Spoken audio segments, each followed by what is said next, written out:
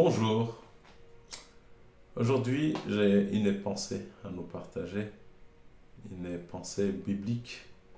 Je bénis Dieu qui m'a donné cette pensée.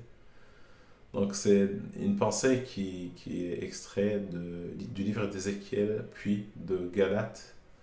Donc Ézéchiel 36 à partir du verset 25, je vais le lire. Je vous aspergerai d'eau pure et vous serez purifiés.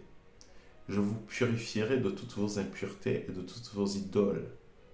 Je vous donnerai un cœur nouveau et je mettrai en vous un esprit nouveau.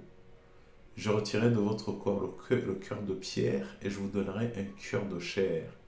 C'est mon esprit que je mettrai en vous.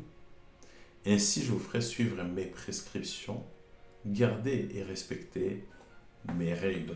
En fait, le Seigneur dit qu'il mettra à nous, il promet de mettre un nouvel esprit dans l'homme, en fait. Cet esprit lui permettra de respecter ses règles, en fait. Donc l'homme ne fait rien en soi, c'est Dieu qui fait tout.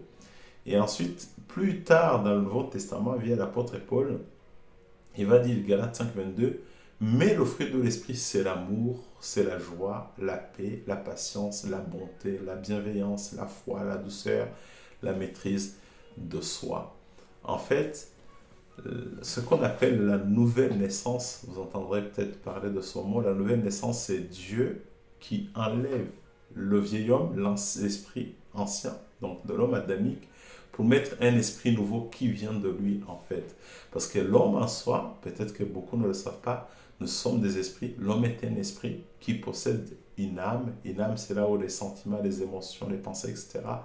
Et tout ça habite un corps. En fait, c'est le corps physique, c'est celui que vous voyez.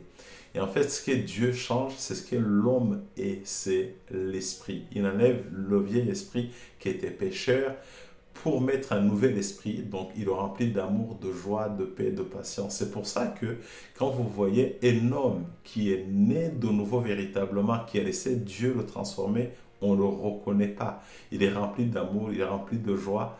Je pense que, mais moi-même, je pense que par la grâce de Dieu, j'ai peut-être été vu comme un extraterrestre par les personnes qui me connaissaient avant ma conversion à Jésus-Christ. Mais le mystère de la nouvelle naissance a fait de moi une nouvelle créature.